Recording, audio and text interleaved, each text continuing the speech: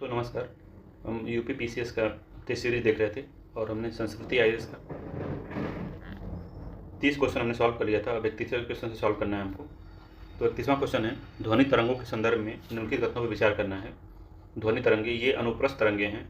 इन तरंगों के माध्यम से के कण का विस्थापन तरंग संचरण के दिशा के लंबवत होता है। 20 किलोहर्ट्ज से अधिक आवृत्ति की ध्वनियों को पराश्रव्य ध्वनि कहते हैं। तीन ऑप्शन इसके दिए हुए हैं। अब इसे कूट बनाना है और कौन कौन सही है कौन कौन नहीं, इसको बताना है। तो बताइए कि क्या ये अनुप्रस्थ तरंगे होती हैं?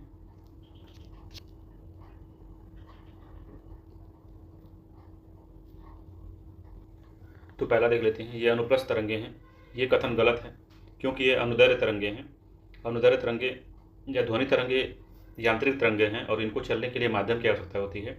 तो जैसे वायु, जल, गैस आदि माध्यम में चल सकती हैं, ये निर्वात में नहीं चल सकती। तो याद रखिएगा इसको कि ध्वनि तरंगे निर्वात में नहीं चलती हैं। पहला गलत है। दूसरा है, इन तरंगों के माध्यम के कणों का विस्थापन तरंग संचरण की दिशा के लंबवत होता है। तो लंबवत नहीं होता है, उनके समानांतर होता है। जैसे ध्वनि की जो दिशा ये है तो इसी दिशा में कंपन होगा उनके अणुओं में। जिस माध्यम में संचरित होंगी उस माध्यम के अणु जिस दिशा में ध्वनि तरंगे गति करती हैं उसी दिशा में कंपन करते हैं, लंबवत कंपन नहीं करते। तो अनुदैर्ध्य तरंग की यह प्रॉपर्टी होती है कि जिस दिशा में कोई भी तरंग जाती है उसी दिशा में उसके माध्यम के कण कंपन करते हैं। तो पहला दूसरा गलत है। तीसरा क्या है, 20 हर्ट्ज से अधिक आवृत्ति की ध्वनियाँ पराश्रव्य ध्वनि कहा जाता है। तो ये तीसरा सही है। तीसरा इसका सही है कि मनुष्य सभी आवृत्ति की ध्वनियों को नहीं सुन सकता है। तो 20 हर्ट्ज से लेकर 20,000 हर्ट्ज तक की जो ध्वनियाँ होती हैं,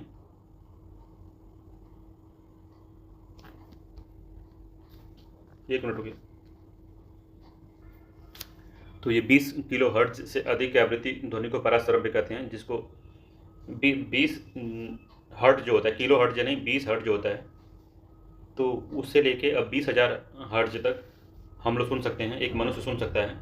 मगर इसमें 20,000 किलो हर्ट्ज से अधिक के बारे में बता रहे थे। पराश्रव्य ध्वनि होती है जो सिर्फ चमगादड़ सुन सकती हैं और डाल्फिन सुन सकती हैं, ऐसे जंतु सुन सकते हैं इसको। और 20 किलो हर्ट्ज से अधिक की आवृत्तियों का उपयोग जो करते हैं वो समुद्र की गहराई को मापने में, कल कारखानों की चिमनियों की काली हटाने के लिए हम करते हैं। तो इसका आंसर केवल 3 होगा। मैंने व्याख्या कर दिया इसकी। इसका जो उत्तर है केवल 3 होगा, केवल 3। सी वाला सही है इसका आंसर, सी वाला, सी आंसर सही है। तो ध्वनि तरंग यांत्रिक तरंग है और ये अनुदैर्ध्य तरंग होती है और ये ध्वनि के चलने की दिशा के समानांतर ही इसके जो अणु होते हैं वो कंपन करते हैं। और 20 हर्ट्ज से लेकर 20,000 हर्ट्ज तक हम सुन सकते हैं। 20,000 हर्ट्ज से अधिक की जो ध्वनि होती है वो पराश्रव्य होते हैं, उसको हम नहीं सुन सकते। और उसका उपयोग हम समुद्र की गहराई मापने में और चिमनियों से काली हटाने में उसको किया जाता है। और उसको चमगादड़ और डाल्फिन जैसे जंतु ही सुन सकते हैं। चलिए नेक्स्ट क्वेश्चन पे चलते हैं, कुछ ज़्यादा ही बड़ा व्याख्या हो जा रहा है। तो अगला क्वेश्चन, स्टेनलेस स्टील के निर्माण में लोहे के साथ निम्नलिखित में से किसका प्रयोग किया जाता है? तो ये तो आसान क्वेश्चन है। तो इसमें निकिल एंड क्रोमियम का यूज किया जाता है। तो बी सही है इसका, निकिल और क्रोमियम का यूज किया जाता है। तो बी आंसर सही है, 32वें का बी सही है। ठीक है, अगला क्वेश्चन, निम्नलिखित में से 2 कथन दिए गए हैं और एक को अभिकथन ए तथा दूसरे को कारण आर कहा जाता है। तो अभिकथन क्या है? चांदी की वस्तुएं कुछ दिन वायु में छोड़ने पर काली पड़ जाती हैं। तो उसका कारण बता रहा है कि चांदी वायु में उपस्थित सल्फर के साथ अभिक्रिया करके सिल्वर सल्फाइड का निर्माण करता है। तो ये केमिस्ट्री का क्वेश्चन है। तो बताइए क्या सही है इसमें 33वें में?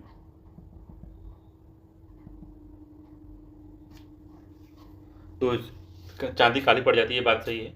और सल्फर और हवा में रहने पे चांदी खुले में रहती है, जब तो वायु के संपर्क में आती है तो सल्फर के साथ अभिक्रिया करके सिल्वर सल्फाइड का निर्माण करती है। ये दोनों सही है।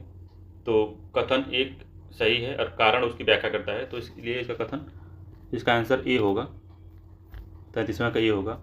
ये बिल्कुल सही कह रहा है।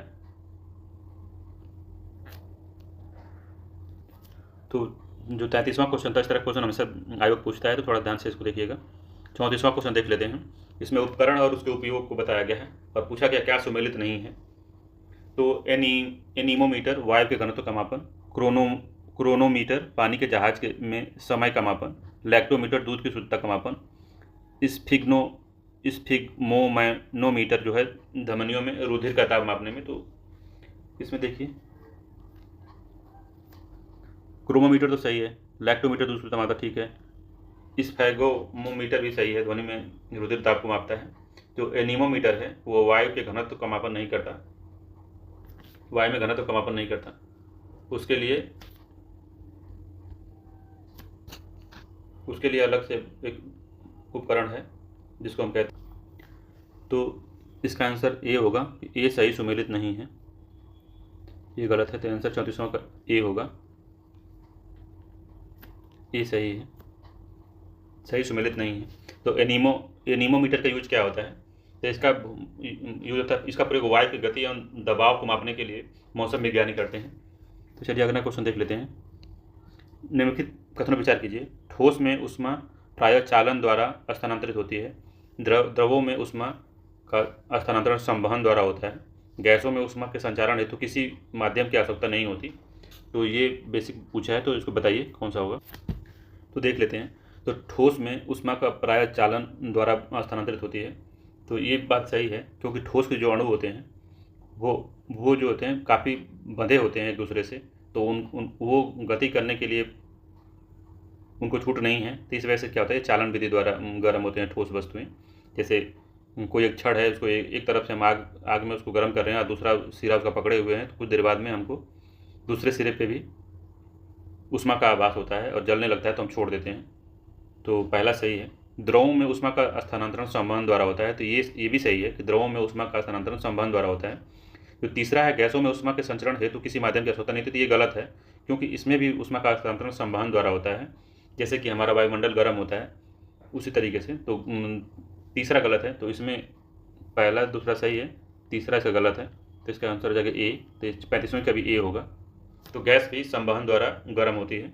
संवहन में ये होता है कि गर्म वस्तु ऊपर उठती है और ठंडी वस्तु उसका स्थान ले, जो ठंडी वायु होती है या गैस होती है या द्रव होता है, जो ऊपर उठता है तो अपना स्थान खाली करता है, तो उसको भरने के लिए ठंडी वायु या जो द्रव होते हैं वो आते हैं, फिर वो गर्म होकर ऊपर उठते हैं। इस तरीके से प्रोसेस चलता रहता है और माध्यम गर्म होता रहता है।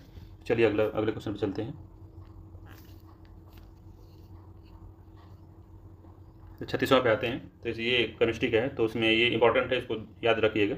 तो फार्मिक अम्ल, सैक्ट्रिक अम्ल, लैक्टिक अम्ल और ग्लूटेमिक अम्ल के बारे में पूछ रहा है, तो मैच करना है हमको। तो सबसे कुछ भी अगर नहीं आता तो लैक्टिक अम्ल सब जानते हैं कि दूध में होता है, लैक्टिक एसिड पाया जाता है दूध में।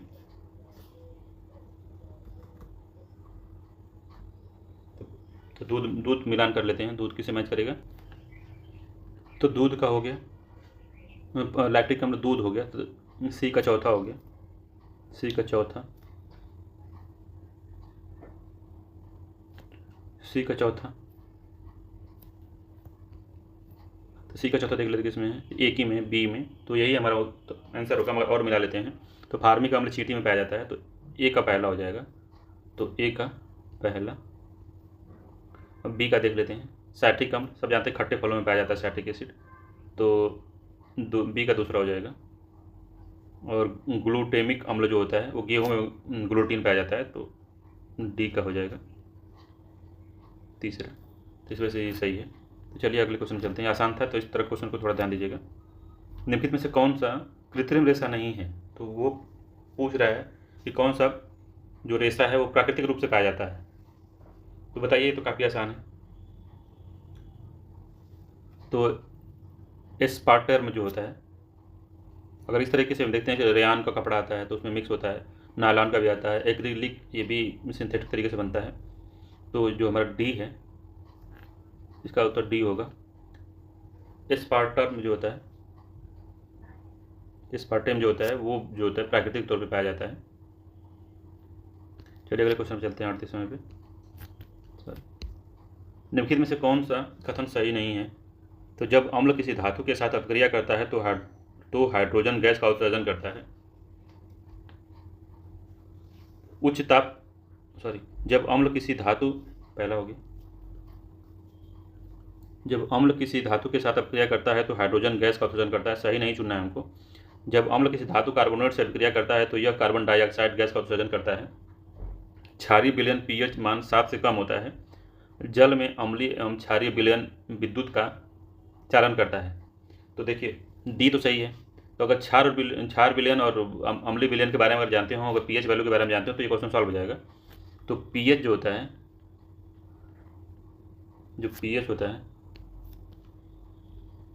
अगर ये 7 से बड़ा है तो क्षार होता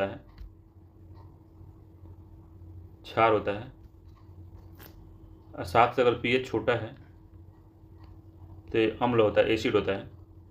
तो जो सी वाला है उसको पढ़िए, तो उसमें लिखा है कि क्षारीय विलयन पीएच मान 7 से कम होता है। तो 7 से अधिक होता है जो पीएच होता है क्षार का, तो इसलिए सी गलत है, सी सही नहीं है इसका। तो इसका आंसर सी हो जाएगा 38वें का। चलिए नेक्स्ट चलते हैं। निम्नलिखित में से किस में नाइट्रोजन का उपयोग नहीं किया जाता? अमोनिया के उत्पादन में नाइट्रोजन का यूज किया जाता है, सभी जानते हैं। उच्च ताप मापने वाले तापमापी में भी अमोनिया का यूज किया जाता है।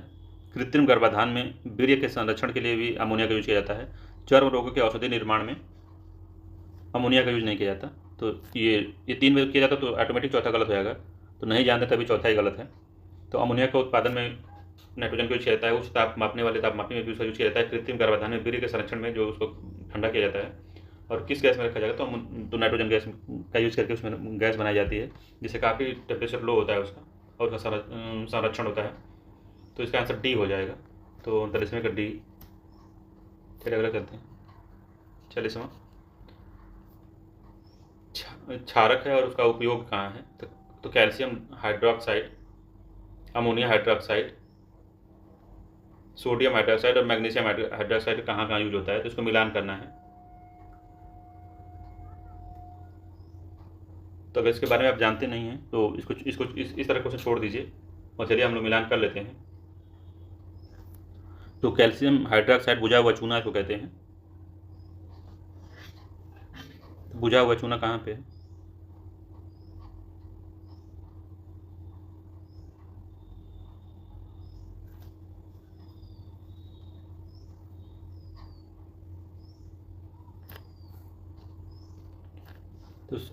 तो पहले का पहला मैच होता है इसमें। ए का पहला अमोनिया हाइड्रोक्साइड का उपयोग खिड़की और कांच को साफ करने में किया जाता है, तो 2 होगा। सी का हो जाएगा सोडियम हाइड्रोक्साइड को हम कास्टिक सोडा भी कहते हैं और साबुन उद्योग में इसका यूज किया जाता है। तीसरा है ये। सी का दूसरा हो जाएगा और डी का चौथा हो जाएगा। देख लेते हैं कौन सा मैच कर रहा है। तो ए का 1 3 2 4, 1 3 2 4, तो 1 3 2 4 सी वाला सही है। सी वाला 1 3 2 4। तो नेक्स्ट क्वेश्चन चलते हैं। 41वां उत्तर प्रदेश बजट 2023-24 संदर्भ में कदम विचार करना है हमको। तो इसमें बताना है कौन कौन सही है कूट के द्वारा। राज्य में बेरोजगारी दर 4.2 है। स्टार्टअप रैंकिंग 2021 में प्रदेश का बेस्ट परफॉर्मर की श्रेणी में सम्मिलित किया गया है। उत्तर प्रदेश कौशल विकास नीति लागू करने वाला देश का प्रथम राज्य बना है। अटल पेंशन योजना के अंतर्गत पंजीकरण करने में उत्तर प्रदेश शीर्ष पर है। तो इसमें अगर आप बजट सही से पढ़े होंगे तो बेरोजगारी दर में 4.2 ये सही है। उत्तर प्रदेश कौशल विकास नीति लागू करने वाला देश का पहला राज्य है, ये भी ठीक है। अटल पेंशन योजना में पंजीकरण में सबसे नंबर 1 पे है। तो 1 3 4 इसका सही है, क्योंकि चारों ऑप्शन इसमें नहीं है। तो इसमें जो 3 ऑप्शन 1 3 ये पहला एकदम सही है, तो इसमें से ये दूसरा वाला गलत हो जाएगा। तो लास्ट में डी इसका ऑप्शन होगा। उत्तर प्रदेश कौशल नीति लागू करने वाला पहला देश है। तो स्टार्टअप 2021 की रैंकिंग में परफॉर्मर श्रेणी में नहीं आता।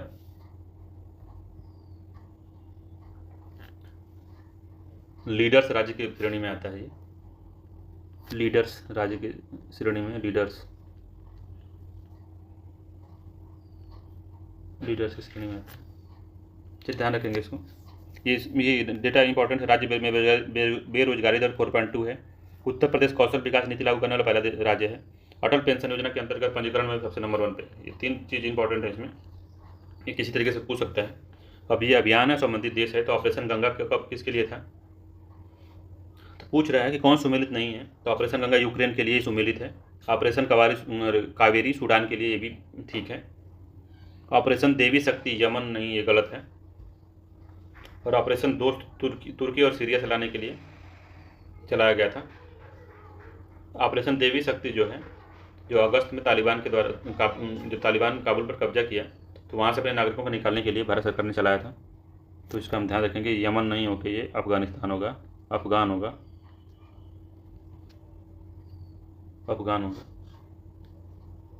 तो सी सही है इसका, सी सुमेलित नहीं है। बाकी तीनों ऑपरेशन दोस्त तुर्की एवं सीरिया से, ऑपरेशन कावेरी सूडान से, ऑपरेशन गंगा यूक्रेन से। बढ़िया क्वेश्चन है, इस तरह क्वेश्चन पूछता है तो ध्यान दीजिएगा। ऑपरेशन देवी शक्ति जो है वो अफगानिस्तान से संबंधित है, न कि यमन से। निम्नलिखित में से कौन सा उत्तर प्रदेश बजट 2023-24 के प्रारंभ की गई प्रोजेक्ट अलंकार योजना का उद्देश्य है?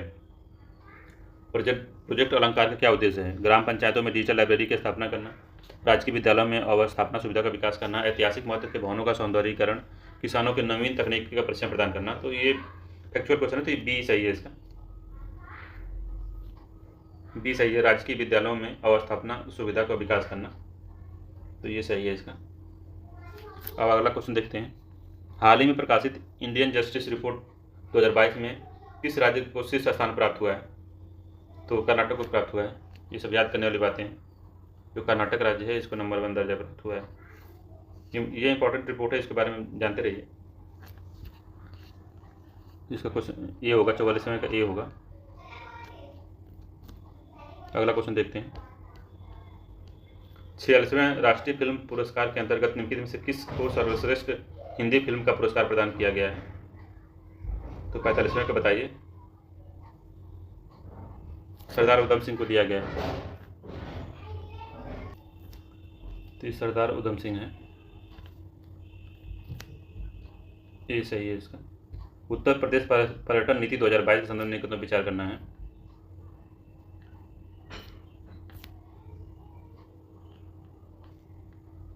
तो यह राज्य पर्यटन नीति 2018 को प्रस्तावित करती है, तो ये सही है पहला। यह लागू होने की तिथि के आगामी 10 वर्षों तक प्रभावी रहेगी, तो ये ऐसा कोई प्रावधान नहीं है। ये इसके अंतर्गत 10 लाख करोड़ रुपए के निवेश का लक्ष्य निर्धारित किया गया है, तो ये सही है। तो 1-3 इसका सही है, सी ऑप्शन सही है इसका। ये 5 वर्षों तक रहेगी प्रभावी, 5 वर्ष तक प्रभावी रहेगी, 10 वर्ष नहीं है। चलते हैं अगले क्वेश्चन पे। तो हाल ही में चर्चा में रही पुस्तक ब्लू स्काई व्हाइट क्लाउड के लेखक कौन है? तो इसके लेखक निर्मल घोष हैं। ये इंपॉर्टेंट है, बुक पूछता है तो निर्मल घोष इसके हैं, ये आंसर सही होगा। इसका सी था ऊपर वाले का, 46वें का सी था, 47वें का ए है। अब अगले क्वेश्चन पे चलते हैं। निम्नलिखित में से 15 जुलाई 2023 को मनाए गए विश्व युवा कौशल दिवस का थीम क्या थी? विषय पूछ रहा है क्या थी? तो ये परिवर्तनकारी भविष्य के लिए शिक्षकों, प्रशिक्षकों और युवाओं को कुशल बनाना, तो इसका डी आंसर सही होगा। 48वें का डी सही है।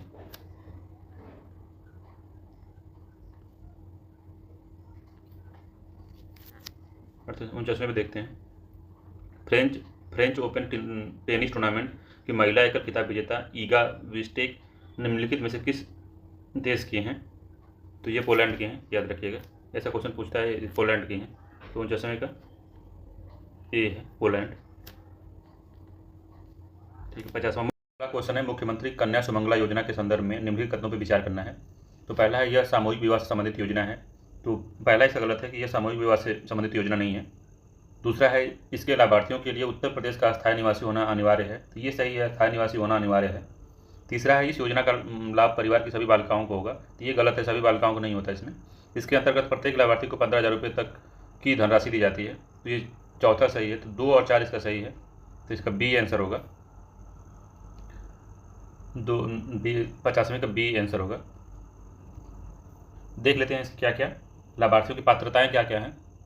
तो इसकी पहली पात्रता है, लाभार्थी के परिवार को उत्तर प्रदेश का स्थायी निवासी होना अनिवार्य है, जो कि दूसरे नंबर के ऑप्शन में दिया हुआ था। लाभार्थी के परिवार की अधिकतम जो आय है 3 लाख रुपए तक होनी चाहिए, सालाना आय 3 लाख से तक होनी चाहिए। किसी परिवार के अधिकतम 2 बच्चियों को ही इस योजना का लाभ मिलेगा। मैक्सिमम 2 बच्चियों, एक परिवार में 2 बच्चियों को लाभ मिलेगा, तीसरी बच्ची को लाभ नहीं मिलेगा इसमें। इस वजह से हमारा जो तीसरा था इसमें ऑप्शन वो गलत हो गया। किसी परिवार ने अगर अनाथ बालिका गोद ले लिया है तो परिवार के जैविक संतानों तथा विधिक रूप से गोद ली गई जो संतानें हैं 2 बालिकाओं को योजना का लाभ मिलेगा। और ये कन्या सुमंगला योजना को 6 श्रेणियों में वर्गीकृत किया गया है, जिसमें प्रत्येक लाभार्थी को चरणबद्ध रूप से 15,000 रुपये तक की धनराशि देने का प्रावधान किया गया है। तो ये चौथा सही है, तो ये बी है। तो इतना ये पात्रताएं हैं इसकी, तो ध्यान में रखिएगा। इतना ज़्यादा डिटेल नहीं पूछेगा, मगर जितना ये क्वेश्चन में दिया उतना तो पूछ सकता है वो। तो निम्नलिखित में से किस ग्रंथ से आश्रम व्यवस्था का सर्वप्रथम उल्लेख मिलता है? तो ये इतिहास में आ गया। तो आश्रम व्यवस्था का ज्ञान हमको छंदोग उपनिषद से मिलता है, तो ऑप्शन ये सही है इसका। अब इसमें क्या है, आश्रम तो हमारे 4 आश्रम है। ब्रह्मचर्य का ऑप्शन, गृहस्थ का आश्रम, वानप्रस्थ आश्रम और संन्यास आश्रम। तो याद रखेंगे, छंदोग उपनिषद में इसकी व्याख्या है। नेक्स्ट क्वेश्चन देख लेते हैं। सूची 1 सूची 2 से मिलान करना है। तो बृहत कथा, सेतुबंध, काव्य मीमांसा, मालती माधव। अब इसमें पूछा है कि कौन किससे मिलान करता है, तो मिलान करवाते हैं। तो जो रचयिता कौन है, ग्रंथ क्या है, बृहत कथा किसकी है, इसके बारे में हमने पहले वीडियो में पढ़ा है। सेतुबंधु किसकी है और काव्य मीमांसा किसकी है। तो राजशेखर की हम देख रहे थे, राजशेखर के बारे में हमने बताया था आपको, महेंद्रपाल के दरबार में थे ये। तो इनकी काव्य मीमांसा है। तो चौथे का सी होगा, चौथे का सी, तो सी का चौथा होगा। तो ये सी और डी इसमें जो मेल खा रहा है, तो सी वाले डी वाले ऑप्शन में है। तो इसका हो जाएगा राजशेखर का काव्य मीमांसा। बृहत कथा किसके, भवभूति के बारे में हम लोग पढ़े थे।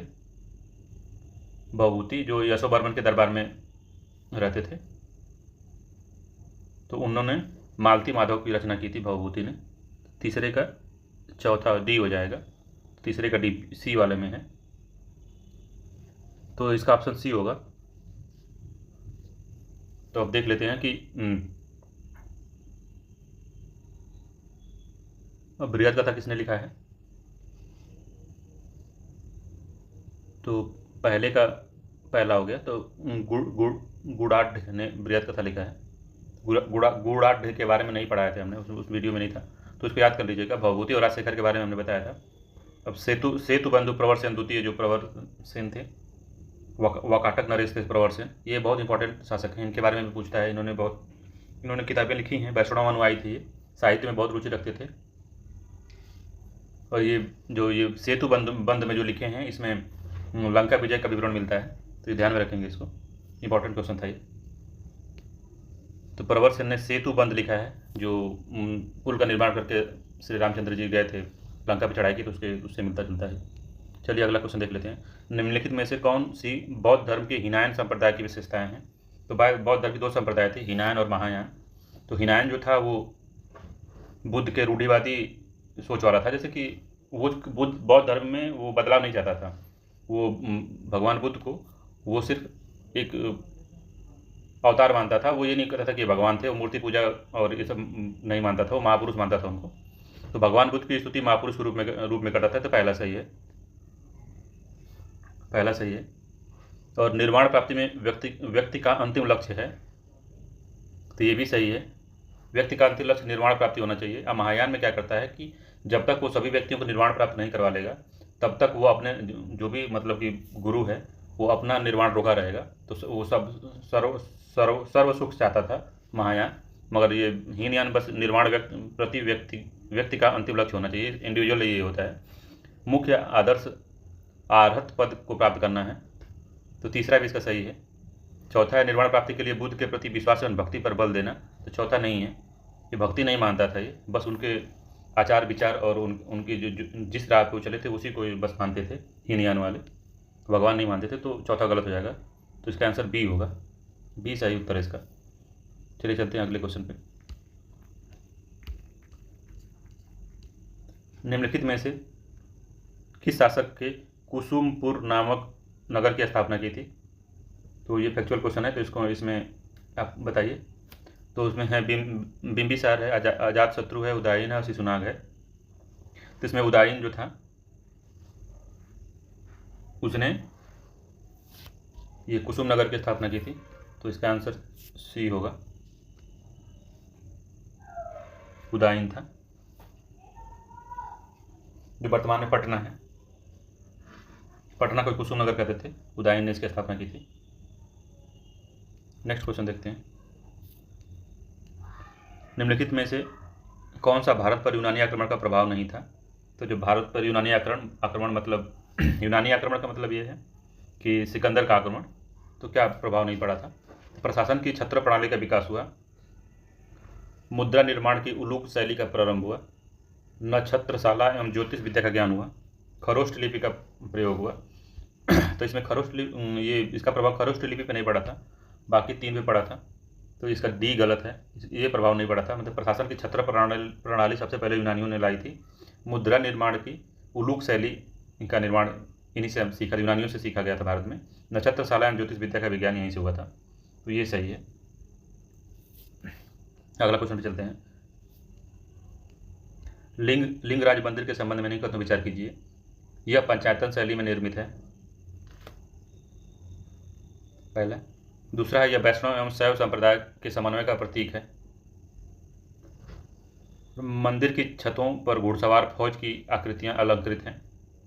तो यह पंचायतन शैली का उदाहरण नहीं है, तो पहला गलत है। तो पहला गलत अगर हम कर देते हैं तो पहला गलत हम कर देते हैं तो सब गलत हो जाए। पहला गलत, ये गलत, ये गलत, तो इसका आंसर सी हो जाएगा। सी सही है। यह वैष्णव और शैव संप्रदाय के समन्वय का प्रतीक है और मंदिर की छतों पर घुड़सवार फौज की आकृति है, ये दोनों सही है। अब पंचायतन शैली क्या होती है इसके बारे में जान लेते हैं। तो पंचायतन शैली में मंदिर है, एक मंदिर है, इसके चारों तरफ एक यहाँ मंदिर होता है, एक यहाँ मंदिर होता है, एक यहाँ मंदिर, एक यहाँ मंदिर, मतलब 5 मंदिर होते हैं, उसको पंचायतन शैली कहते हैं। एक बड़े मंदिर, उसके चारों तरफ एक मंदिर और होता है, तो 5 मंदिर होते हैं पंचायतन शैली में। तो ये मोटा मोटी इसके बारे में उदाहरण है, तो इसको याद रखिएगा कि मंदिर की छतों पर घुड़सवार फौज की आकृतियाँ से अलंकृत है। अगले क्वेश्चन पर चलते हैं। मुगल कालीन प्रशासन में आमिर उल बहर निम्नलिखित में से किस विभाग का प्रमुख था? तो ये मुगल प्रशासन और दिल्ली प्रशासन के बारे में, इसके बारे में एक वीडियो मैं भी बनाऊंगा, तो अभी देख लीजिए इसमें कौन सा है। तो आमिर उल बहर क्या था बताइए? शाही तोपखाने का प्रधान था,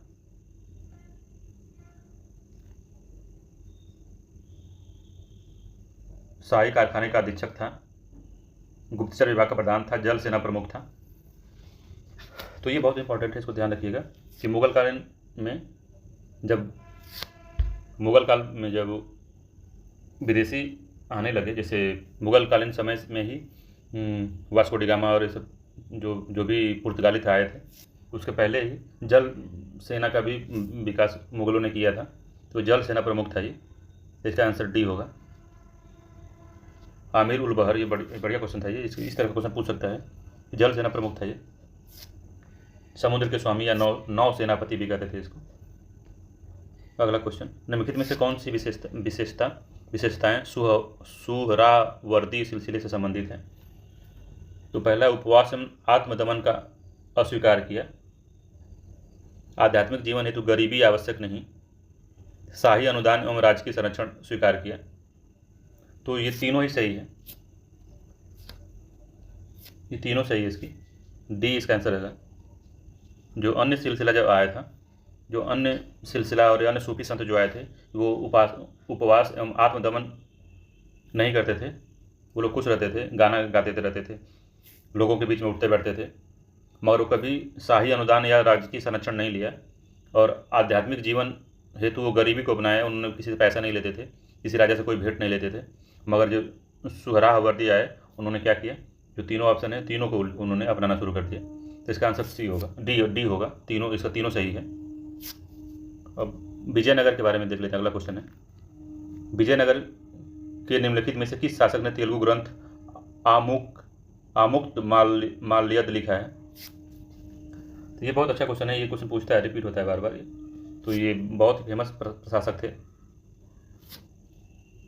कृष्णदेवराय।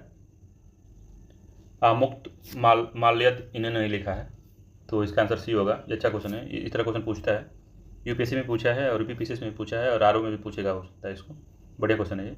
और विजयनगर साम्राज्य से क्वेश्चन पूछता है किसी न किसी एग्जाम में, किसी तरीके से रिलेट करके पूछेगा ही, तो याद रखिएगा इसको। 60वें क्वेश्चन पर चलते हैं। मुगल कालीन चित्रकला शैली के संदर्भ में निम्नलिखित में विचार कीजिए। मुगल कला यह इस्लामिक एवं यूरोपीय दृश्य संस्कृति का मिश्रित रूप है।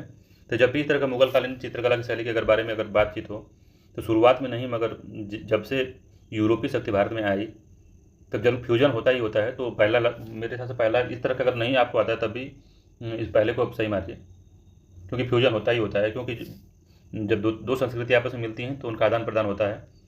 तो 60वें का पहला होगा सही। यह शैली सूक्ष्म तकनीकी एवं यथार्थवादी चित्रण पर केंद्रित थी। सूक्ष्म शैली में बारीक नक्काशी पे बहुत ये लोग ध्यान देते थे मुगल, और यथार्थवादी मतलब कि युद्ध की तस्वीरें, पर्सनल तस्वीरें, इकट्ठे मतलब इंडिविजुअल तस्वीरें, जिसमें कि शाहजहाँ और जहांगीर लोग अपना बनवाते थे। तो ये दूसरा भी सही है। सशक्त रेखांकन व बहुरंगी रंग योजना इनकी प्रमुख विशेषता थी। तो इनकी प्रमुख विशेषता ये नहीं थी। तीसरा गलत हो जाएगा इसमें, तो तीसरा गलत हो गया, तो 1, 2 इसका आंसर होगा। 60वें का ए सही होगा। इनकी प्रमुख जो विशेषता थी और इस्लामिक और यूरोपीय दृश्य की मिश्रित थी, और सूक्ष्म तकनीक और यथार्थवाद ज़्यादा ध्यान देते थे लोग, और राज दरबार और इन सब चीज़ों का बहुत ज़्यादा ये लोग अपने चित्रण में समावेश करवाते थे। अब नेक्स्ट क्वेश्चन देख लेते हैं। 61वां है, नदी और सहायक नदी को मिलाना है। तो ये भी क्वेश्चन इस तरह का क्वेश्चन पूछता है, ये जरूर याद रखिएगा, नदियों का उनकी सहायक नदियाँ मिलान करवाता है। नदी का एक क्वेश्चन रहता है किसी भी एग्जाम में, 1 या 2 क्वेश्चन। तो कौन सा नहीं है? तो महानदी, शिवनाथ, नर्मदा, ओरिसन, पेन्नार, जयमंगली, कृष्णा, हेमावती। तो देखिए इसमें बहुत ज़्यादा नहीं जानना हमको बस इतना जानना कि हेमावती किसकी सहायक नदी है। बाकी आपको नहीं भी आता है तो बहुत ज़्यादा उसकी बात नहीं है।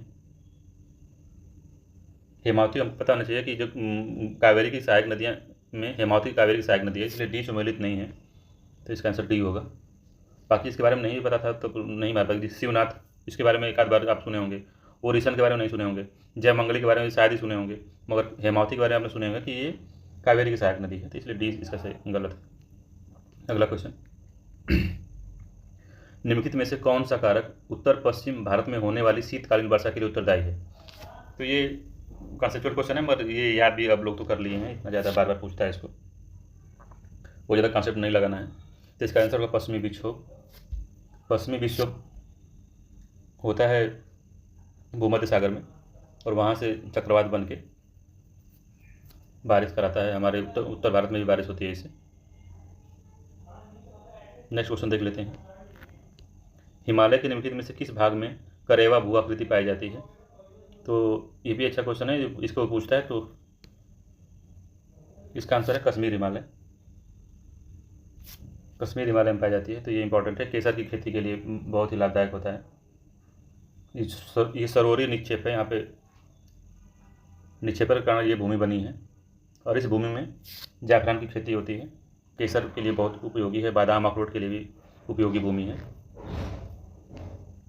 अगला क्वेश्चन देखते हैं। भावर प्रदेश के संदर्भ में निम्नलिखित में विचार कीजिए। तो भावर प्रदेश, तो भावर, बांगर और खादर, ये 3 के बारे में जानकारी होगी आपको कि कोई भी हमारे जो मैदानी भाग का जो विकास हुआ है उसमें भावर, खादर और बांगर से निर्मित होता है। तो यह शिवालिक के गिरिपाद में सिंधु से तीस्ता नदी तक विस्तृत है। इस प्रदेश में अधिकांश नदियां भूमिगत हो जाती हैं। इस क्षेत्र में गहन कृषि की जाती है। तो भावर क्षेत्र जो होता है, जब नदी ऊपर से निकलती है, पर्वत से उतरती है, तो अपने साथ बड़े बड़े कंकड़ और पत्थर लेके आती है। छोटे छोटे कंकड़ पत्थर होते हैं, तो इनका निक्षेप ये भावर वाले क्षेत्र में या पहाड़ों गिरिपाद में करती है, और पानी जो नदी का पानी होता है इसी में खो जाता है। इसके बाद फिर से धारा निकल के नदी का रूप लेती है। तो वही ये शिवालिक गिरिपाद में सिंधु नदी से तीस्ता नदी के बीच विस्तृत है, ये सही है। इस प्रदेश में अधिकांश नदियाँ भूमिगत हो जाती हैं, तो ये भूमिगत हो गई हैं, जैसे कि हम बताया कि ये जो बोल्ड पत्थर हैं इनके नीचे से पानी बहता है, पता नहीं चलता है, फिर नदियाँ यहाँ से बहती हैं, तो दूसरा भी सही है। इस क्षेत्र में गहन कृषि होती है, नहीं तो गहन कृषि नहीं होती है इसमें, इसका आंसर ए होगा, 1 और 2। इसमें गहन कृषि नहीं होती है, इसमें पेड़ पौधे उग जाते हैं, उतना ही बहुत है, इसमें कृषियों की भूमि नहीं है। तो चलिए अगला क्वेश्चन देख लेते हैं। 65वां क्वेश्चन,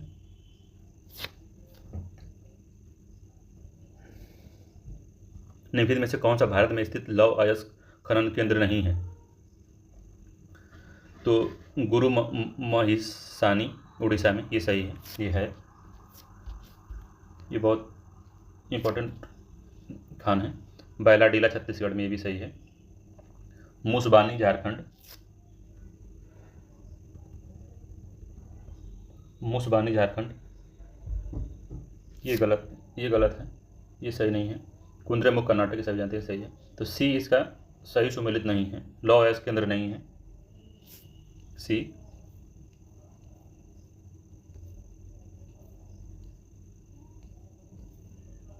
क्या हो रहा है? जो मुसबानी है ये झारखंड में तांबा के लिए प्रसिद्ध है, तांबा के लिए, तो याद रखिएगा। मूसाबनी ये झारखंड में तांबा के लिए प्रसिद्ध है। चलिए अगले क्वेश्चन पे चलते हैं। लेटराइट मृदा के बारे में बतानी है। इसकी उत्पत्ति 200 सेंटीमीटर से अधिक वर्षा वाले क्षेत्र में होती है। इसमें नाइट्रोजन ह्यूमस की कमी होती है। यह चाय की कृषि के लिए उपयुक्त है। तो इसमें तीनों सही है, इसका आंसर डी होगा। इसकी उत्पत्ति 200 सेंटीमीटर से अधिक वर्षा जब होती है तो इसमें लीचिंग हो जाती है और आयरन के ऑक्साइड मिट्टी में ज़्यादा मात्रा में होता है, इसलिए इसका रंग थोड़ा पीला या हल्का लाल हो जाता है। इसमें नाइट्रोजन और ह्यूमस की कमी होती है। यह चाय की कृषि के लिए उपयुक्त है। ठीक है, तो डी सही है इसका। सूची 1 को सूची 2 से मिलाना है। तो झील और राज्य है, तो उमियन झील, गुरुडोमर झील, दीपर बिल झील, पाला झील। तो तीन के बारे में तो जल्दी कोई सुना नहीं होगा। दीपर बिल के बारे में भले से लोग सुने होंगे। तो मिलाइए, दीपर बिल कहाँ पे है?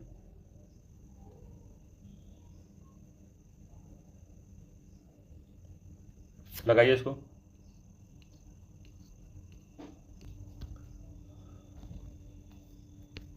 तो दीपर बिल झील जो है ये पाला झील जो मिजोरम में है, तो डी का चौथा, देखिए डी का चौथा 2 में है। ए और बी इसका आंसर होगा। और दीपर बिल के बारे में बताइए कहाँ की है ये? असम की है, ये इंपॉर्टेंट झील है। तीसरा, तो सी का तीसरा दोनों में देखिए मैच कर रहा है। और गुरु डोंगर जो है सिक्किम में शायद है। तो बी का पहला तो बी का पहला ये, तो इसका बी होगा, बी सही आंसर होगा। और उमिया झील जो मेघालय में है, उमियम झील मेघालय में, तो ये हो गया उमियम हो मेघालय 2। बी का गुरुडोमर सिक्किम है। सी का दीपर जो असम में है 3 है। डी है 4 पाला। तो 2 1 3 4 बी वाला। ठीक है, नेक्स्ट क्वेश्चन। उष्णकटिबंधीय पर्णपाती वनों के संदर्भ में निम्नलिखित पर विचार कीजिए। ये वन भारत में सबसे अधिक क्षेत्र में विस्तृत है। इन वनों के लिए 70 से 200 सेंटीमीटर वार्षिक वर्षा की आवश्यकता होती है। सागवान और चंदन इसके प्रमुख वृक्ष हैं। तो इसको लगाना है। तो इसके तीनों सही है। उष्णकटिबंधीय वर्षा वन के बारे में कहीं पढ़ा होगा, तो ये तीनों सही है आपका। तो ये भारत के सबसे अधिक क्षेत्र में विस्तृत है। 70 से 200 सेंटीमीटर वार्षिक वर्षा की आवश्यकता होती है इसमें। सागवान और चंदन इसके प्रमुख वृक्ष हैं। उष्णकटिबंधीय पर्णपाती वन, ये सही है। तो इसका डी आंसर होगा। 68वें का डी आंसर। नेक्स्ट क्वेश्चन देख लेते हैं। 69, निम्नलिखित में से कौन सा कृत्रिम बंदरगाह है? कृत्रिम बंदरगाह कौन सा है? तो विशाखापत्तनम, मोरमुगाओ, कोचीन, पारादीप। तो पारादीप जो इसमें है वो कृत्रिम बंदरगाह है, तो इसका ए आंसर होगा। पारादीप जो उड़ीसा तट पे है, कृत्रिम बंदरगाह है। यह यांत्रिक तरीके से लौह अयस्क और कोयला को उतारने और लादने के लिए इसमें सुविधाएं हैं। चलिए अगला क्वेश्चन 70 पे आते हैं। दक्षिण भारत की निम्नलिखित पहाड़ियों को उत्तर से दक्षिण की ओर व्यवस्थित करना है। ठीक है, सिरूमलाई, नगारी, सेवराय, पंचई मलाई। तो इसके बारे में अगर मैप मैप में आपने पढ़ा होगा तो उसको लगाइए 70 का। ये पूर्वी घाट की पहाड़ियाँ हैं। तो सबसे पहले है नगरी, दूसरे पे है सेवराय, तीसरे पे है पंचई मलाई, चौथे पे है सिरुमलाई। तो आंसर सी इसका होगा, सी उत्तर सही होगा इसका। तो मैप में बारीकी से देखेंगे तभी पहाड़ियाँ मिलेंगी। एटलस में देखिएगा इसको। ठीक है, अगला क्वेश्चन चलते हैं। निम्नलिखित में से कौन सा जीवाणु जनित रोग है? तो डिप्थीरिया, काली खांसी, टिटनस, कालाजार। तो निम्नलिखित में से कौन सा जीवाणु जनित रोग नहीं है? तो जो कालाजार है वो जीवाणु जनित रोग नहीं है, तो इसका बी सही है। अगला क्वेश्चन, निम्नलिखित में से कौन सा दूरदृष्टि दोष के कारण है? तो अभिनेत्र लेंस की फोकस दूरी का अत्यधिक होना, नेत्र गोलक का छोटा हो जाना, और अभिनेत्र लेंस की क्षमता में वृद्धि हो जाना। तो कौन सा कारण है?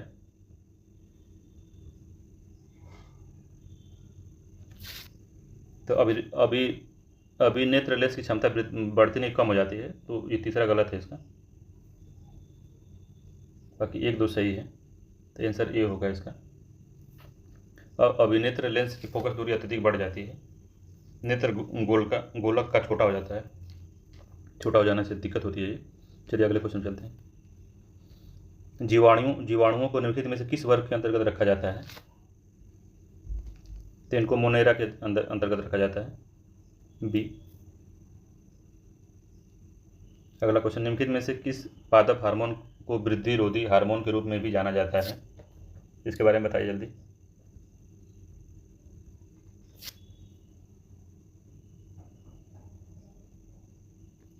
चौहत्तरवें का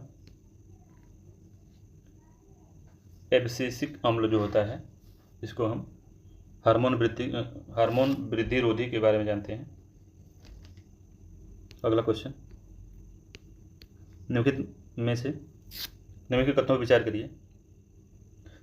शरीर सिर, बच्च तथा उदर में विभाजित, खुला परितंत्र, परिसंचरण तंत्र, मैलपीगी नलिका द्वारा उत्सर्जन। तो ये किसका उदाहरण है?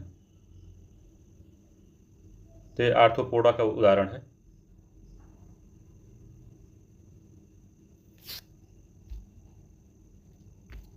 तो इसका आंसर सी होगा। अगला क्वेश्चन चलते हैं। निम्नलिखित में से कौन सा रोग थायरॉक्सिन हार्मोन के अल्प स्राव के कारण होता है? तो बताइए। बायरोलिज्म, एक्रोमेगली, कुशिंग, मिक्जिडेमा। तो इसका थायरॉक्सिन हार्मोन के अल्प स्राव कारण मिक्जिडेमा होता है। शोषण की गति में तीव्रता प्रदान करता है। तो डी इसका आंसर होगा, इसका आंसर डी है। नेक्स्ट क्वेश्चन पे चलते हैं। जीवाणुओं के संदर्भ में निम्नलिखित में से कौन सा सही नहीं है? बैक्टीरिया के बारे में बताना है, कौन सा सही नहीं है। इनकी कोशिका भित्ति काइटिन की बनी होती है, सही है। इनमें जनन मुख्यतः विखंडन के द्वारा होता है, तो ये भी ठीक है, पहला सही है, दूसरा भी ठीक है। इनकी कोशिकाओं में माइटोकॉन्ड्रिया अनुपस्थित होता है, तो ये सही है। इनमें केवल स्वपोषी पोषण पाया जाता है, नहीं ये भी संपोषी होते हैं, बाहर से भी ले सकते हैं कहीं से, तो ये गलत है। तभी तो आपके शरीर में आके ये मल्टीप्लाई करने लगते हैं, तो पोषण कहाँ से पाते हैं? हमारे शरीर से पाते हैं। ठीक है, डी वाला सही है।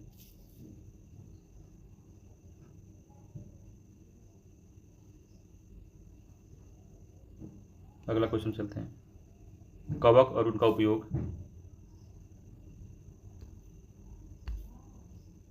तो कवक और उनका उपयोग क्या है, देख लेते हैं। सैकरोमाइसीज सेरेविसी। कौन सा सही सुमेल से बताना है? एस्परजिलस नाइजर, एगरिकस, एस्परजिलस क्या है? तो मतलब साइट्रिक अम्ल उत्पादन में पहला जो है बेकरी उद्योग में, तो पहला ही सही है इसका, बेकरी उद्योग में इसका यूज होता है, पहला सही है, पहला ही सुमेलित है। जंतु विज्ञान के निम्नलिखित में से किस शाखा के अंतर्गत कीट पतंगों का अध्ययन किया जाता है, तो इसके बारे में बताइए। कीट पतंगों का अध्ययन किसके बारे में किया जाता है?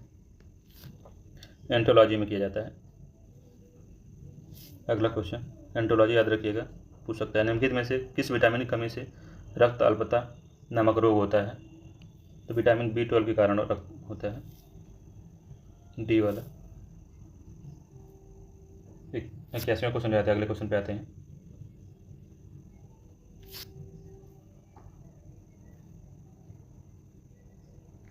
निम्नलिखित में से कौन सा उत्तर प्रदेश में से प्रकाशित होने वाला पहला हिंदी समाचार पत्र था, तो ये पत्र था स्वदेश, इंपॉर्टेंट है, स्वदेश समाचार पत्र था। उत्तर प्रदेश में अनुसूचित जनजाति के संदर्भ में निम्नलिखित में से कौन सा कथन सही नहीं है, तो सर्वाधिक अनुसूचित जनजाति जनसंख्या वाला जिला सोनभद्र है। प्रदेश में सर्वाधिक जनसंख्या वाली जनजाति थारू है। प्रदेश का न्यूनतम अनुसूचित जनजाति प्रतिशत वाला जिला मुजफ्फरनगर है।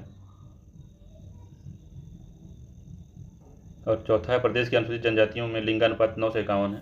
तो इसमें ये पहला सही है, दूसरा सही है, तीसरा सही है। मुजफ्फरनगर नहीं है, ये बागपत है, तो ये सी आंसर सही है इसका, इसमें बागपत होगा, बागपत।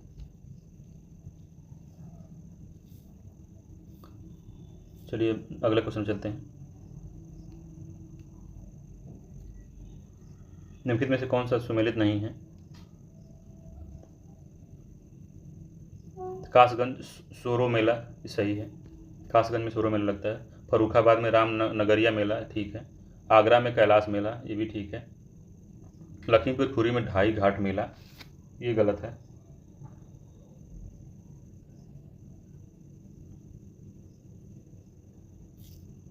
तो इसका आंसर डी होगा, 83वां का डी होगा। ये शाहजहाँपुर में लगता है ढाई घाट मेला, शाहजहाँपुर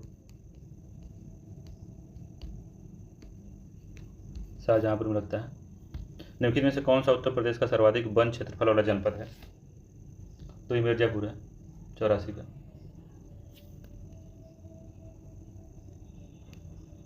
उत्तर प्रदेश में राज्य के वित्तीय लेन देन में पारदर्शिता लाने हेतु निम्नलिखित में से किस पोर्टल का विकास किया गया है? कोषवाणी का विकास किया गया है, बी सही है इसका। निम्नलिखित, अगला क्वेश्चन, निम्नलिखित में से कौन सी सिंचाई परियोजना उत्तर प्रदेश में अवस्थित नहीं है? तो मौदाहा तो उपस्थित है, हमीरपुर जिले में है। कहार सिंचाई परियोजना सोनभद्र जिले में है। कचनौदा जो है, कचनौदा कहाँ पे है याद करिए, ललितपुर जिले में शायद है। और बरगी सिंचाई योजना जो है मध्य प्रदेश में स्थित है, ये उत्तर प्रदेश की नहीं है, तो सी जो है, बी जो है इसका सही आंसर है। 86वां का इसका बी आंसर सही है। ये बरगी जो योजना है MP की है, मध्य प्रदेश की। अगले क्वेश्चन चलते हैं। उत्तर प्रदेश सरकार द्वारा संचालित निम्नलिखित योजनाओं को उनके प्रारंभ के वर्ष के अनुसार आरोही क्रम में व्यवस्थित कीजिए, दिए गए कूट का प्रयोग सही करिए, तो बताइए। तो सबसे पहले क्या चालू किया गया था? कन्या सुमंगला योजना तो 2009 में, 2009 का 2019 में, 2019 1 अप्रैल।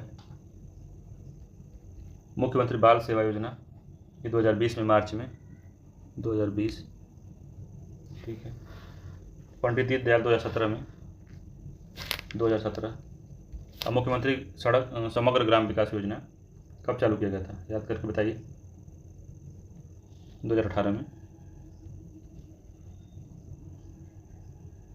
तो हो गया पहले सी, मतलब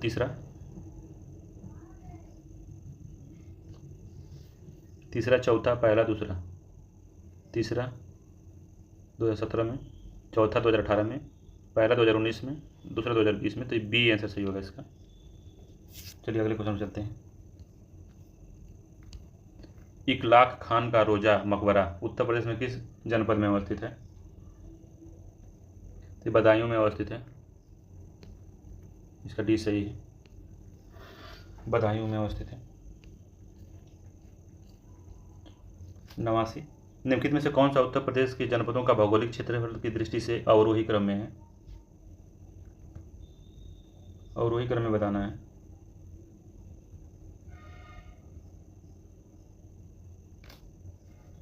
तो इसमें हरदोई है, फिर सीतापुर है, प्रयागराज है, फिर बाराबंकी है। तो ये याद करने वाला चीज़ है, तो इसका सही आंसर है। अब एक जनपद एक उत्पाद के बारे में बताना है। बेत की छड़ियाँ। 90 का क्वेश्चन बताइए। बेत की छड़ियाँ कहाँ पे हैं? बरेली में है। ऊनी वस्त्र कहाँ है? कानपुर में। पीतल की मूर्तियाँ सभी जानते हैं इसको, कहाँ पे बताइए? मथुरा में। और चीनी कहाँ पे है? बरेली में। बताइए, मिलाइए जल्दी, कौन सा आंसर होगा इसका?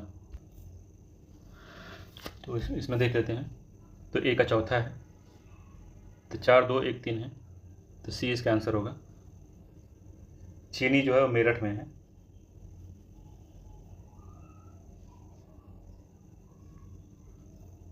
चलिए, तो 90 क्वेश्चन हो गए हैं। इसके आगे के क्वेश्चन को हम अगले वीडियो में देखते हैं। तब तक के लिए नमस्कार, जय हिंद।